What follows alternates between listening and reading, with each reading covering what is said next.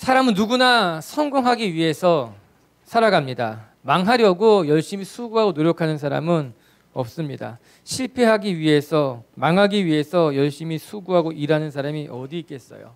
우리가 열심히 일한다고 하는 것은, 수고하고 노력한다고 하는 것은 한결같이 내가 가진 꿈을, 하나님이 주신 것 이루기 위해서, 성공하기 위해서 열심히 일하고 수고하는 것 아닙니까? 오늘 말씀을 통해 이야기해 본다면 우리는 누구나 흥하기 위해서 살아가지 쇠하려고 살아가는 사람은 없더라고 하는 것이에요. 그런데 오늘 말씀에 등장하는 요한의 삶이 조금 달라 보입니다. 그래서 그의 고백을 들어보면 놀라지 않을 수 없는 거예요. 그가 뭐라고 이야기합니까? 예수님은 흥해야 하겠고 나는 쇠해야 된다라고 하는 것이에요. 내가 흥해야 된다는 것이 아니라 나는 쇠하더라도 예수님이 흥한다면 난 그것으로 만족하고 난 그것을 위해 살아가겠다라고 하는 거예요. 세례 요한을 묵상할 때마다 참 그는 놀라운 사람이구나 생각하게 됩니다. 여러분, 요한의 삶은 오직 한 가지의 것에 집중되어 있었어요. 그가 살아있는 목적도, 그가 살아가는 이유도, 그가 살아가는 삶의 모든 방식도 오직 예수 그리스도 한 분만을 위해 살아갔다는 거죠. 그 한 분에게 집중되어 있었다는 거예요. 요한이 광야에서 석청과 메뚜기를 먹으며 일을 한 것도 예수 그리스도를 위한 것이었고, 그가 요단강에서 세례를 베푼 것도 또한 수없이 많은 사람들에게 회개의 세례를 전파한 것도 오직 예수 그리스도를 위한 사역이었고 예수 그리스도를 위한 행동으로 일관되었다라고 하는 것입니다. 그의 삶 모든 것이 예수님을 위한 것이었어요. 예수님을 위해 살아가는 것으로 모아졌다라고 하는 겁니다. 그래서 세례 요한은 고백할 수 있는 거예요. 나는 쇠하더라도 예수님이 흥한다면 나는 그것으로 족하다라고 하는 거예요. 내 삶에 있어서 가장 복된 일이 무엇인가? 예수님이 드러나는 건, 예수님이 흥하는 것이 내 삶의 최고의 목적이고 이유라고 하는 거죠. 사람이 어느 것 하나에 힘을 모아야지만 영향력을 가질 수 있게 됩니다. 이것저것 자기가 하고 싶은 것을 다 하게 되면, 다양한 것에 여러분의 에너지가 분산되면요, 힘찬 발걸음을 내딛기는 어렵습니다. 그래서 우리가 한 가지에 관심을 가지고 그것에 집중해야 된다라고 하는 거예요. 내게 주신 하나님의 사명이 무엇인지, 내가 꿈꾸는 것이 무엇인지, 내가 감당해야 될 것이 무엇인지 하나의 목적을 두고 그 하나를 향해 살아가야 된다라고 하는 것이에요. 그렇게 한 가지에 집중하며 살아갈 때 비로소 열매를 맺게 되는 거예요. 영향력이 나타나는 것 아닙니까? 저는 요한의 모습이 귀하고 아름답습니다. 그가 오직 한 가지 예수 그리스도만을 위해 살아가고 그 한 가지에 집중했기 때문에 그의 삶이 귀할 수 있었어요. 그의 삶의 영향력이 나타나고 선한 열매가 맺혀진 것 아니겠습니까? 사랑하는 성도 여러분, 저와 여러분의 삶도 한 가지에 집중되는 사람들이 될 수 있게 되길 바랍니다. 세상 사람들이 좋다고 말하는 것들에 마음을 뺏기지 마시길 바랍니다. 사람들이 이야기하는 것에 여러분의 마음이 흔들리지, 여러분의 에너지와 시간을 낭비하는 것이 아니라 오직 여러분 마음속에 있는 것, 여러분 마음에 원하는 것, 하나님이 여러분에게 주신 그 한 가지에 집중하고 그 한 가지를 위해 기도하고 그 한 가지를 위해 수고하고 노력해야 된다라고 하는 거예요. 마치 세례 요한이 하나님께서 주신 사명을 위해 집중했던 것 같이 우리도 우리에게 맡기신 하나님의 것, 하나님의 꿈, 하나님의 사명을 위해 살아갈 때, 집중할 때, 예수를 위해 숨을 쉬고 예수님을 위해 먹고 마시고 그분을 위해 헌신할 때 우리의 삶에 거룩한 능력이 나타나는 것 아니겠습니까? 우리 한번 30절을 같이 한번 읽어볼까요? 30절은 이렇게 나옵니다. 시작. 그는 흥하여야 하겠고 나는 쇠하여야 하리라. 여러분, 세례 요한은 자기가 중요한 사람이 아니었다는 겁니다. 자기를 높이기 위해서, 자기를 드러내기 위해 살았던 사람이 아니라고 하는 거예요.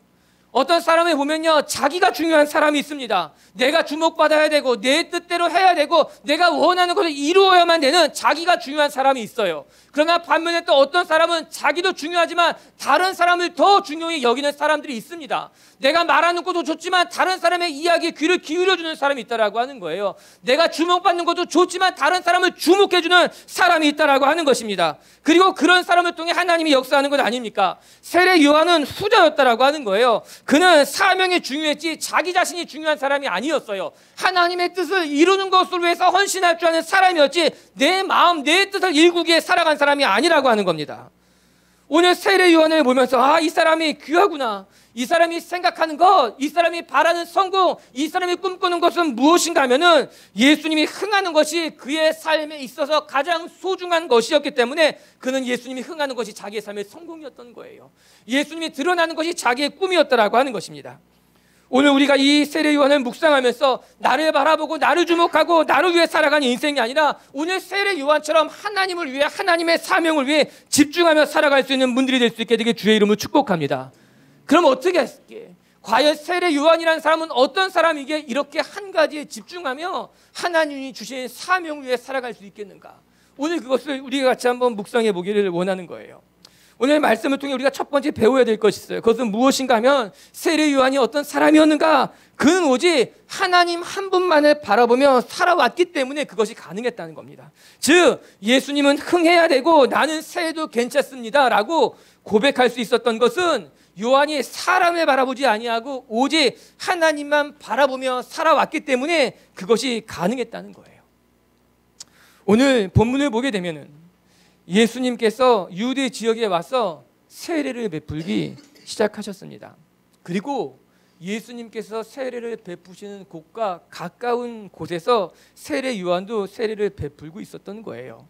그런데 시간이 지나가다 보니까는 요한에게 세례받는 사람들보다 예수님에게 세례받는 사람들이 더 많아지기 시작하게 된 겁니다.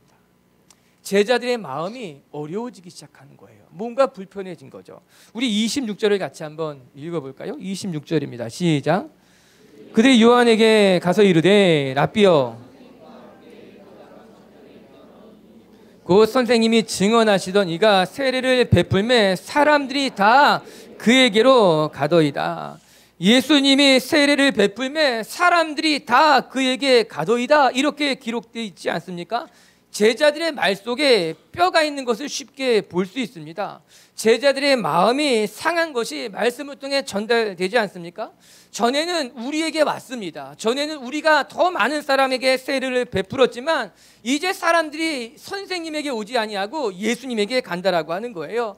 전에는 선생님이 주목을 받았고 전에는 우리가 주목을 받았지만 이제 사람들이 예수님을 향해 가고 사람이 우리를 주목하지 않게 됐다라고 하는 겁니다. 제자들의 마음이 불편한 거예요. 왜 우리가 중요하지 않게 됐는지. 주목받던 사람이요, 그 주목받던 것이 없어지면요 마음이 불안하게 되어 있어요. 이전까지는 내가 주인공이었고 이전까지는 내가 사람들에게 이목을 끌었는데 더 이상 사람들이 나를 주목해 주지 않고 더 이상 사람들이 나를 인정해 주지 않으면 그 마음에 불안한 마음이 들기 시작하게 됩니다. 그리고 불편해지는 거예요. 사람이 상실감도 느낀다고 합니다. 그리고 그 상실감이 길어지게 되면은 자신감도 잃어버리게 되는 거예요. 그 자신감이 이루어지면요 자존감도 낮아지게 되는 것 아닙니까? 여러분 그러면서 무슨 마음이 드는가? 시기하는 마음이 들기도 하는 거예요. 질투하는 마음이 일어나기도 하는 거예요. 제자들의 마음이 그랬던 것 같아요. 전에는 우리가 주목받았어요. 전에는 우리가 중요했다라고 하는 거예요. 전에는 사람들이 우리에게 모여들었지만 이제 사람들이 사라지기 시작한 거예요. 예수님에게 몰려가게 되자 그들 마음 가운데 상실감이 온 거예요. 왜 우리를 주목하지 않는가? 왜 우리를 찾아오지 않는가? 그래서 그들 마음에 시샘이 든 거죠. 질투가 난 거죠. 뭔가 마음이 불편했다라고 하는 것입니다. 여러분 시기를 질투를 우습게 보면 안 됩니다. 여러분 시기라고 하는 것이 이거 두려운 겁니다. 무서운 겁니다. 조심해야 될 거예요. 여러분 시기하고 질투하는 마음이 들면요 그것이 그 사람의 인격과 삶을 다 망가뜨릴 수 있는 거예요. 안 그랬는데 갑자기 사람이 미워지기 시작하는 거, 싫어지게 되는 거예요. 이 질투의 마음이 드러났는데 이것을 털어버리려고 해도 털어지지 않는, 계속 내 마음에 질투가 드는 거예요. 내 마음에 시기한 마음이 있는 거예요. 과거에는 아무것도 아닌 일인데 어느덧 중요한 일이 되어버립니다. 그것 때문에 마음이 상하고요, 그것 때문에 관계가 깨어지는 것도 허다하게 보게 되는 것 아닙니까? 인격이 무너지는 거예요. 삶이 무너지게 돼 있다라고 하는 겁니다. 그 대표적인 게 누굽니까? 사울이었다는 거예요. 사울은요 다윗이 나타나기 전까지 그는 아무 문제가 없었습니다. 그는 하나님께서 맡기신 일, 이스라엘을 누구보다도 잘 이끌어갔던 사람이 사울이에요. 그러던 어느 날 다윗이 나타난 거죠. 그 다윗을 바라볼 때 마음속에 자기도 모르는 질투가 일어나기 시작한 겁니다. 사울의 고백을 같이 한번 읽어볼까요? 사무엘상 18장에 나오는데 자막을 통해 봅시다. 시작. 여인들이 뛰놀며 노래하며 이르되 사울이 죽인 자는 천천히요 다윗은 만만이로다 한지라. 사울이 그 말에 불쾌하여 심히 노하여 이르되 다윗에게는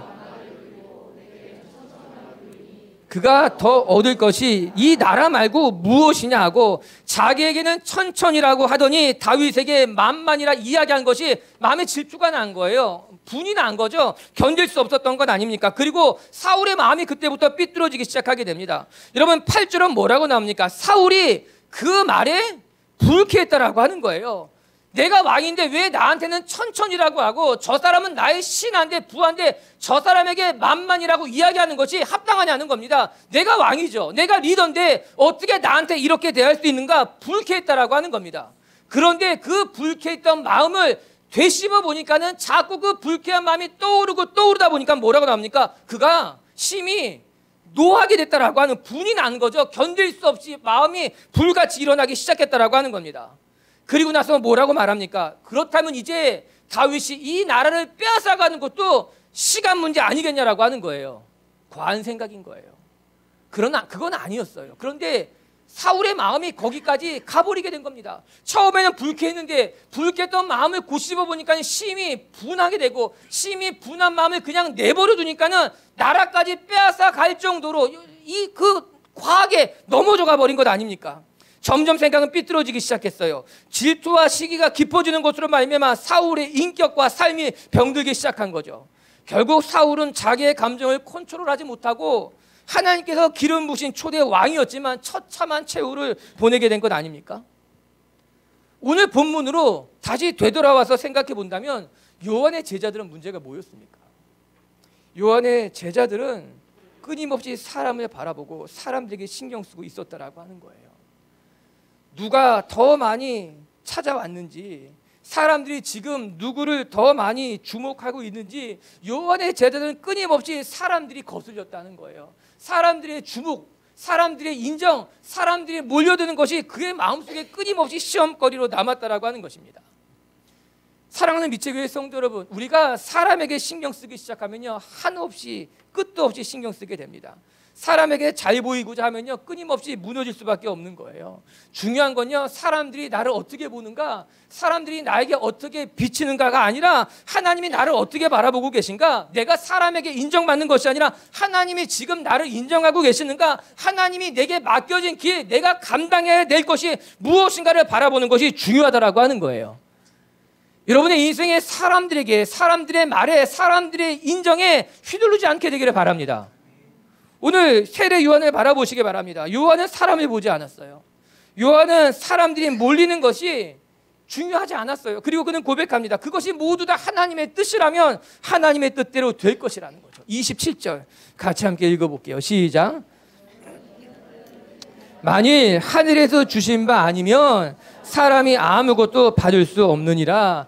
하나님께서 주시지 않는다면 사람이 받을 수 있는 것은 아무것도 없다는 고백입니다. 즉 하나님께서 행하시지 않는다면 인간이 임의적으로 만들어낼 수 있는 것은 아무것도 없다라고 하는 거예요. 예수님에게 사람들이 찾아가는 것도 하나님께서 보내신 것이기에 그렇게 된 것 아닙니까? 내가 지금까지 하나님 손에 쓰임을 받았다면 이제 나의 시대는 지나고 예수님에게 사람들이 몰려가는 것, 그것이 하나님께서 행하시는 것이라면 하나님께서 이루실 것이죠. 하나님이 행하신 것이라면 우리가 어쩔 수 없는 일이라고 하는 거죠. 여러분 그 말이 맞다라고 하는 거예요. 우리의 삶에 하나님이 행하시지 않으면 우리가 할 수 있는 것은 아무것도 없습니다. 우리는 이것을 분명히 알아야만 됩니다. 내 힘이 있어서 되는 것이 아니에요. 내가 좀 똑똑하다고 해서 더 많이 거둘 수 있는 것도 아니에요. 우리는 그냥 열심히 일할 뿐이에요. 열심히 수고하고 열심히 최선을 다할 뿐이에요. 그것을 열매 맺게 하는 것, 그것을 거두게 하는 것은 하나님이라고 하는 거예요. 그리고 하나님께서 하실 때에 하나님의 뜻이, 하나님의 영광이 이루어지는 것 아니겠습니까? 그래서 우리의 인생은 하나님 손에 있다라고 하는 거예요. 요한의 제자들은 자기가 대단한 줄 알았을지 모릅니다. 자기가 열심히 했기 때문에, 내가 수고했기 때문에 부응했다고, 내가 열심히 요한을 도왔기 때문에 우리가 이렇게 열심히 수고하니까는 이렇게 많은 사람들이 찾아온 건 아니냐고, 나도 인정받을 수 있고 나도 수고했다고 칭찬 들을 수 있을 줄 알았겠죠. 하지만 그것은 착각이었어요. 요한은 분명히 말합니다. 요한 한시도 잊지 않았어요. 나는 광야에 외치는 자라는 거예요. 나는 주목받을 사람이 아니라, 나는 칭찬받아야 될 사람이 아니라 나는 그냥 광야에서 외치는 자의 소리일 뿐이라고, 나는 예수님의 길을 예비하기 위해 보냄을 받는 사람뿐이라고, 높아진 것을 낮게 하는 것, 두 번인 것을 펴게 하는 것이 내가 해야 하는 일일 뿐이라고. 우리 빛의교회 성도 여러분, 우리가 사람들을 바라보고 살아가는 인생이 아니라 하나님만 바라보고 한 길 걸어가는 분들이 되길 주님의 이름으로 축복합니다. 사람들의 이야기에 마음을 빼앗기게 되고 사람들의 말에 일비하는 것이 아니라 우리가 하나님만 바라보고 하나님이 나에게 맡겨진 사명을 붙들고 살아가게 됐을 때 하나님이 하나님의 때에 여러분의 삶을 통해 거두시고 이루실 줄로 믿습니다. 두 번째, 세례 요한을 통해서 우리가 배우게 되는 것은 세례 요한은 한시도 자기가 누구인지를 잊지 않았다는 거예요. 그리고 그 경계를 결코 넘어가지 않았다는 겁니다. 28절을 이제 같이 봅니다. 내가 말한 바 나는 그리스도가 아니요 그의 앞에서 보내심을 받은 자라 할 것을 증언할 자는 너희니라. 그가 제자들에게 한 말이 뭡니까? 나는 그리스도가 아니라고 하는 거예요. 여기서 그리스도라는 뜻은 메시아예요. 세상을 구원할 구세주라는 뜻을 갖고 있다는 거죠. 나는 그리스도가 아닙니다. 나는 메시아가 아니에요. 나는 세상을 구원할 자가 아니라고 하는 겁니다. 사람들이 자꾸 나를 주목하면 우리는 내가 대단한 사람이라고 착각할 때가 있습니다. 사람들이 자꾸 칭찬해주면 정말 내가 훌륭하구나 생각하기 쉽다라고 하는 거죠. 그래서 종종 실수하게 되는 거예요. 내가 수고했지, 내가 잘한 거야, 그래 내가 이번엔 좀 뛰어난 것 같아. 그래서 여러분 이단이 생기는 거예요. 여러분 이단은 자기를 그리스도라고 말하는 거예요. 자기가 메시아라고 이야기하는 사람들은 아닙니까? 나를 따라와야 구원이 있다는 거예요. 내 안에 들어와야지만 된다는 사람들, 그런 사람들이 이단인 거예요. 거짓 선지자예요. 하나님이 경고한 것 아닙니까? 성경은 우리에게 동일하게 이야기하고 있는 거예요. 우리도 조심해야 된다는 거예요. 우리도 내가 주목받으려 하는 순간 넘어지게 돼 있는 거예요. 내가 드러나고자 하는 순간 그것은 어리석은 생각이라는 겁니다. 가끔 너무 아픈 사람들을 보면은 막 기도해주고 싶은 마음이 간절할 때가 있어요. 특별히 우리 교회 성도들 중에 아픈 사람이 있다면요, 정말 막 기도해주고 싶은 마음이 너무너무 간절한 거예요. 기도해줄 때 정말 벌떡벌떡 일어나면 얼마나 좋을까 혼자 생각합니다. 간절히 기도해주면은, 아픈 사람을 보고 눈물로 기도해주면은 기적이 일어나면 얼마나 좋을까요? 그런 마음이 간절할 때가 많아요. 그런데 정말 내가 기도할 때 그런 기적이 일어나면 정말 내가 감당할 수 있을까? 아픈 사람을 볼 때마다 기도해주고 싶은 마음에 간절한데, 그래도 기도해주니까는 불치병 걸린 사람이 낫게 되고, 눈먼 자가 눈을 뜨게 되고, 걷지 못한 사람이 막 걷게 된다면 그거 내가 정말 감당할 수 있을까? 아니요. 어쩌면 그 영광을 내가 다 차지하게 되고 하나님을 가로막지는 않을까? 저 목사님 대단한 사람이라고, 그 교회 그 목사님한테 가면 고침받을 수 있을지 모른다고, 그래서 사람들이 찾아오면은 소문이 나고 사람이 몰리면은 내가 감당할 수 있을까? 누가 개척할 때 그러더라고요. 한 사람만 살려라. 한 사람만 살리면 다 된다. 한 사람만 살리면. 어쩌면 그래서 기적이 안 일어났는지도 몰라요. 기적을 행했을 때, 병든 자리에 났을 때 내가 높임을 받고 내가 하나님의 영광을 가리우게 될 수 있을지 모르니까 기적이 안 일어나는 것, 그것이 다행일지도 모른다라고 하는 거예요. 단지 그냥 지금처럼 간절한 마음을 가지고 그 사람 곁에 같이 머무르고 그 사람 곁에서 같이 울고 그 사람 곁에서 같이 기도해 주는 것이 낫지, 함께 같이 간절한 마음으로 기도해 주고 겸손히 기도하면 하나님이 함께 해 주시겠지, 그것이 오히려 더 나은 것이 아닌가. 이렇게 말하면 아무도 저한테 기도받으러 오지 않겠죠. 그래도 여러분, 저한테 기도 제목 주세요. 제가 열심히 기도해요. 눈물로 기도하고 새벽마다 기도하고 여러분의 우는 자리에, 여러분의 자리에 함께 와서 기도한다라고 하는 거예요. 중요한 것은 내가 높임 받는 것이 아니라는 거예요. 제가 그래도 결혼 주례를 많이 했어요. 여기 있는 분들 가운데 제가 주례한 사람이 거반 대다수일 거예요. 결혼식을 마칠 때마다 사진을 찍는데 가장 먼저 누구랑 사진 찍는가? 주례하는 주례 선생님이랑 사진 찍게 되어 있습니다. 그게 순서예요. 왜 결혼식 마치고 주례자랑 같이 사진을 찍는가? 물론 주례해 주셔서 감사하니까는 사진 찍는 것도 있습니다. 그런데 원래 의미는 그것이 아니라 증인이라는 거예요. 이 두 사람이 결혼한 것에 증인으로서 주례한 사람이 가운데 서서 가장 먼저 사진을 찍는 것, 그게 이유인 거예요. 증인으로 서 있다라고 하는 건. 저도 그래서 늘 줄에 맞추면 가운데 딱 서서 사진을 찍습니다. 그런데 사진을 찍을 때마다 생각하는 것이 있어요. 아, 나는 그냥 뒤에 서 있는 것뿐이고 내 앞에 있는 이 두 사람이 주인공이다. 나는 그냥 이 두 사람의 병풍일 뿐이야 라는 생각을 가지고 서 있는 거예요. 진짜 병풍같이 느껴져서 그래요. 그냥 가만히 서 있는 거예요. 주례를 많이 하니까는 사진 찍는 분이 저한테 요구하는 것도 제가 다 알아요. 딱 두 가지 요구예요. 하나는 안경 올려주십시오. 또 하나는 어깨에 반듯하게 해주세요. 이거 다 알기 때문에 제가 미리 다 준비해요. 미리 하지도 않아요. 이때쯤 됐다 싶을 때 보란듯이 안경 한번 딱 올려주고 어깨 딱 잡아주면은 사진 딱 찍고 빨리 끝나게 되어 있어요. 끝이에요. 왜? 저는 그냥 배경일 뿐인 거예요. 앞에 서 있는 이 두 사람이 주인공이고 이 두 사람이 사진 잘 나오면 되는 거지 뒤에 있는 목사가 잘 나올 필요는 없는 거예요. 그냥 서 있는 것이 해야 할 전부라고 하는 거예요. 그러면서 제 마음에 다짐하는 것이 있습니다. 무엇인가? 그렇지. 나도 항상 주님 앞에서 배경이 되는 사람일 뿐이라는 거예요. 내 삶의 주인공은 내가 아니라 예수님이시고 나는 그 곁에 그냥 머물러 서 있는 병풍과 같은 배경과 같은 사람이지 내 삶의 주인공은 주님이시야. 이것도 잊지 말아야겠다라고 늘 그 뒤에 사진을 찍으면서 다짐하는 거예요. 제가 그 뒤에서 이런 생각하는 거 몰랐죠. 거룩한 사람이에요. 그 뒤에서 이 다짐을 하고 있는 거예요. 사랑하는 성도 여러분, 오늘 요한이 고백합니다. 나는 그리스도가 아니라고 하는 거예요. 저는 그냥 그리스도 앞에 보냄을 받은 사람일 뿐입니다. 이렇게 고백하는 요한의 모습을 우리가 지금 보고 있는 거예요. 그리고 우리도 우리 자신의 정체성을 절대로 잃어버리면 안 되겠구나. 내가 누구인지, 내가 이 땅에 왜 있는지, 난 이곳에서 무엇을 해야 되는 사람인지 잃어버리면 안 된다는 거예요. 로마서 12장 3절의 말씀을 같이 한번 읽어볼까요? 시작.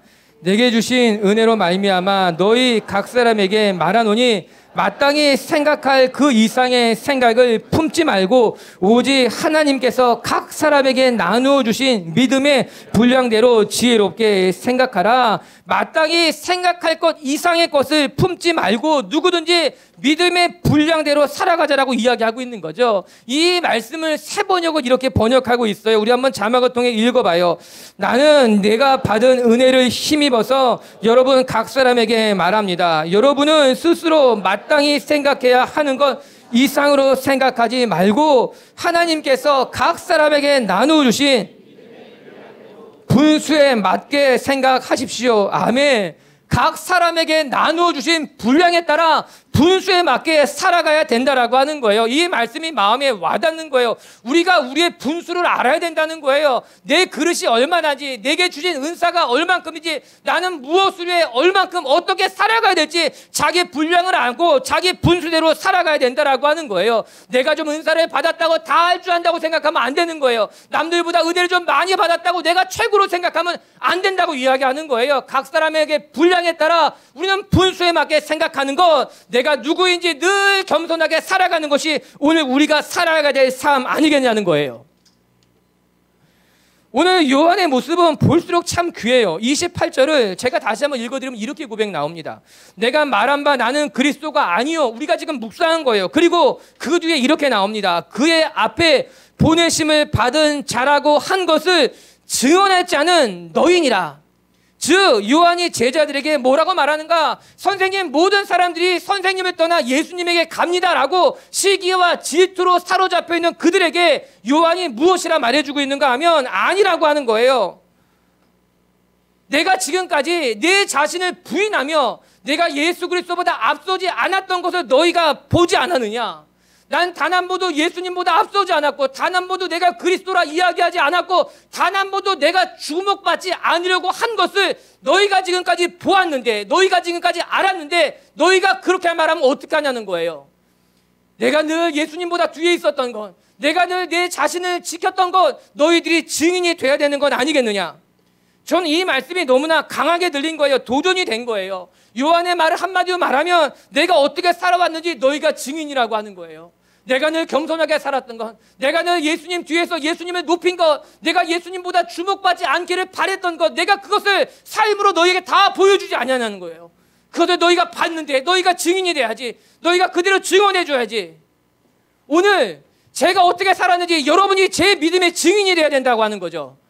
여러분이 어떻게 살았는지 제가 여러분 삶의 증인이 돼야 된다고 하는 거죠. 너무나 두렵고 너무나 떨리고 내 자신이 정말 그렇게 살았는지 돌아볼 수밖에 없는 말씀 아니겠습니까? 세례 요한은 말로써 증언한 것이 아니라 자기의 삶으로 증명해 보인 거예요.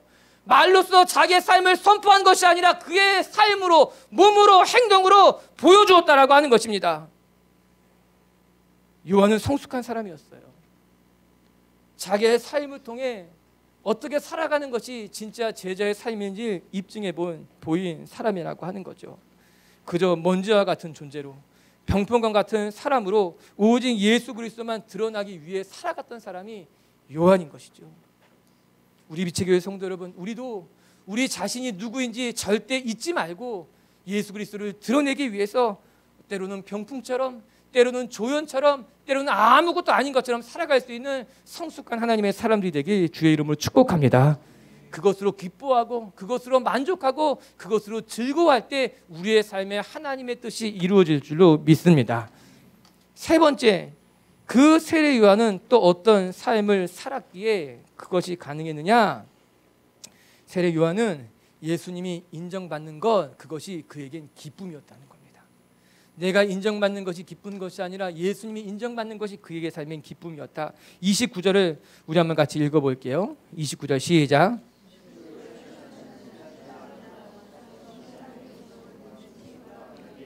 나는 이러한 기쁨으로 충만하였노라. 아멘. 신부를 취하는 자는 신랑이지만 신랑이 서서 그와 결혼하는 것을 바라보고 기뻐하는 사람들은 친구라고 하는 거죠. 친구들은 신랑이 결혼하는 것을 보고 너무너무 기뻐한다는 거예요. 나에게도 그런 기쁨이 지금 충만하다고 이야기하고 있는 것 아니겠습니까? 요한은 어떤 사람이냐? 한마디로 말하면 자기를 돋보이려고 살아갔던 사람이 아니라 다른 사람을 돋보이게 했던 사람이 요한이라고 하는 거예요. 요한은 주인공이 돼야지 행복했던 사람이 아니라 비록 조연이라 하더라도 주인공을 드러내게 하는 사람이라면 그는 그것으로 만족하고 기뻐할 수 있었던 사람이라고 하는 겁니다. 요한복음 3장을 묵상하면서 세례 요한이 정말 성숙하고 멋진 사람이구나. 우리에게도 저에게도 이런 성숙한 모습이 있으면 얼마나 좋을까. 책에서 읽었던 것 하나 여러분에게 소개해 드리려고 합니다. 어느 마을에 2명의 스승이 있었다고 해요. 2명 모두 다 현자로서 그 마을 사람들에게 존경을 받고 마을에 문제가 생기면은 사람은 다 이 2명의 스승님을 찾아가서 질문하는 거죠. 지혜를 구하기도 하고 위로를 받기도 하고 무엇을 결정해야 되는지 깨닫고는 사람들이었던 거예요. 어느 날 어떤 한 청년이 문제가 생겨서 그 중에 한 선생님을 찾아갔다는 거예요. 찾아가서 대화를 쭉 나누고 난 다음에 돌아오는 길에 그의 마음이 너무나 좋았던 겁니다. 그리고 그 사람이 그 산에서 내려와서 마을 사람들에게 이야기하기를 정말 그 선생님은 너무나 훌륭한 분이셔. 정말 그 선생님은 너무나 지혜로운 분이시고 정말 그 선생님은 모든 학식을 다 갖추신 분이야. 그분과 같이 있으니까 너무너무 좋았고 그분이 나에게 지혜를 알려주셨고 해답을 주었고 내가 어떻게 살아가야 할지를 알게 해주셨어. 그렇게 그 사람이 그분에 대해서 이야기하고 있었어요. 그 사람 입에는 자랑이 가득 넘쳤다라고 하는 겁니다. 그리고 나서 또 이 사람이 다른 선생님을 찾아가게 된 거예요. 그분 역시 존경받는 분이었어요. 그분까지 지혜를 가지신 분이었어요. 그분도 많은 사람들을 위로하고 건면했던 사람들이었어요. 이 청년이 그 2번째 스승님을 만나고 내려와서 그 마을 사람들에게 이야기를 하기 시작했는데 그 내용이 조금 달랐던 거예요. 이 청년이 2번째 스승님을 만나고 나서 이야기한 것이 무엇인가 하면은 제가 선생님을 만나고 왔는데 선생님을 만나고 나니까는 내가 얼마나 소중한 사람인지를 알게 됐어. 내가 그 선생님을 만나고 나니까는 내게 주신 비전이 무엇인지 알게 됐어. 내가 그 선생님을 만나고 나니까는 내가 열심히 살아가야 될 이유를 발견하게 됐어. 내가 그 선생님을 만나고 났더니 정말 나를 통해 하나님께서 행하시를 내가 보고 왔어. 그래서 너무나 기쁘고 너무나 감사하고 너무나 행복하다고. 여러분, 두 분 모두 위대한 스승, 지혜로운 사람이었지만 그 사람을 만나고 나서 내려왔을 때 반응은 달랐다라고 하는 거예요. 첫 번째 선생님을 만났을 때 이야기는 그 선생님이 얼마나 훌륭한지, 그 선생님이 얼마나 지혜로운지, 그 사람이 얼마나 학식을 갖고 있는지 그것을 이야기했다면, 두 번째 선생님을 만나고 나서의 이야기는 모든 관심이 이 사람에게 집중되어 있었던 거죠. 내가 그분을 만나고 봤더니 나가 소중한 사람이란 걸 알게 됐어. 내가 그 사람을 만났더니 내게 주신 꿈이 무엇인지를 알게 됐어. 내가 그 사람을 만났더니 내가 살 희망과 용기를 얻게 됐어.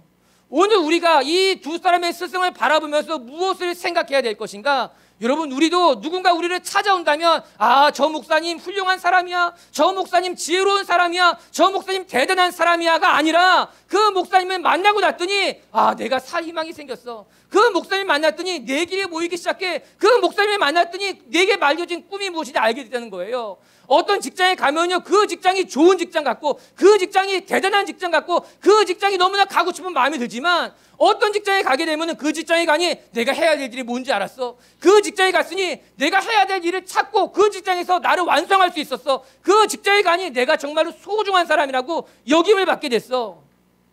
너무나 큰 차이가 있다는 거예요. 한 사람은 그 스승님이 드러났지만, 한 사람은 스승님이 드러난 것이 아니라 그를 찾아온 사람이 드러나기 시작했다라고 하는 거예요. 오늘 우리의 삶이 어때야 되는가? 우리는 어떤 스승이 되어야 되는가? 우리는 누가 되는가? 나를 찾아오는 사람에게 내가 드러나고, 내 지혜, 내 능력, 내가 얼마나 대단한 사람인지 내가 드러나는 것이 아니라, 나를 찾아온 사람이 있다면 나는 사라지는 거예요. 그리고 그 사람이 자기를 발견하게 되는 거죠. 그 사람이 하나님의 음성을 듣게 되는 거죠. 그 사람이 소망을 발견하게 되는 거죠. 그것이 진짜 축복의 통로인 거예요. 내가 드러나지 아니하고 하나님이 드러나게 되는 거예요.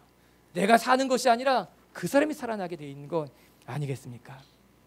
요한은 그런 사람이었어요. 자기가 돋보였던 사람이 아니라 자기를 통해 다른 사람을 돋보이게 했던 사람, 자기를 통해 예수 그리스도를 드러나게 했던 그런 성숙하고 훌륭한 사람이 요한이었다라고 하는 거죠. 우리 빛의 교회 성도 여러분, 여러분도 여러분을 통해 여러분이 드러나는 것이 아니라, 여러분의 지혜, 여러분의 경험, 여러분의 능력이 드러나는 것이 아니라, 여러분을 통해 오직 예수 그리스도가 드러나고, 여러분을 통해 여러분 곁에 있는 사람들이 드러나고, 여러분을 통해 여러분 주위가 행복해지는 그런 축복의 통로로 쓰임바 되기를 주님의 이름으로 축복합니다. 말씀을 정리하십시다. 여러분, 세례 요한은 이야기하기를 나는 쇠하여도 좋지만 예수님이 흥한다면 그것으로 만족합니다 고백했던 사람이 세례 요한이에요. 세례 요한의 꿈은 자기에게 집중되어 있지 않고 예수님에게, 하나님이 주신 사명에 그의 삶이 집중되어 있던 것 아니겠습니까? 여러분, 우리가 이 세상 허탄한 것에 우리의 에너지와 시간을 낭비하는 것이 아니라, 하나님이 여러분에게 주신 그 하나의 비전, 하나의 사명, 그것에 여러분의 힘, 에너지, 열정을 집중할 때 하나님께서 열매 맺고 거룩한 일로 보이실 줄로 저는 믿습니다. 세례 요한이 그리했던 것처럼 우리 오늘 말씀을 통해 세 가지를 기억합시다. 첫 번째, 세례 요한이 그렇게 집중된 삶을 살아가고 예수님을 드러나게 할 수 있었던 것은, 첫 번째, 그가 사람을 바라보지 아니하고 하나님만 바라보는 삶을 살았기 때문에 가능했다는 거예요. 제자는 끊임없이 사람들의 칭찬, 인정에 목말랐지만 예수님은 사람들을 바라보지 않고 오직 하나님의 뜻, 하나님의 사명만 바라보며 살아갔다라고 하는 거예요. 우리들도 사람들의 말에 일희일비 기뻤다 슬펐다 하는 것이 아니라 하나님만 바라보는 인생이 되기를 바랍니다. 그리고 두 번째, 세례 요한은 한시도 자기 자신이 누구인지를 잊지 않았어요. 나는 드러날 사람이 아니라 사라질 사람이라고 하는 것, 내가 넘지 말아야 될 경계가 있다라고 하는 것, 여러분, 우리도 내 자신을 주목하고 살아가는 것이 아니라 내가 누구인지 기억하고 하나님만 바라보며 살아가는 분들 되기를 바랍니다. 그리고 세 번째, 세례 요한은 예수님이 인정받는 것, 그것으로 기쁨을 삼고 살았어요.